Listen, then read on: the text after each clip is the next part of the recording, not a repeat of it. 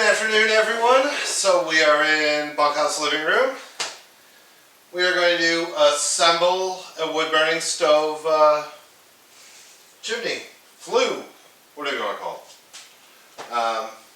I've already got all my pieces painted, so that's not a worry, and everything should fit right in. So we're just going to throw this all up and see how it goes.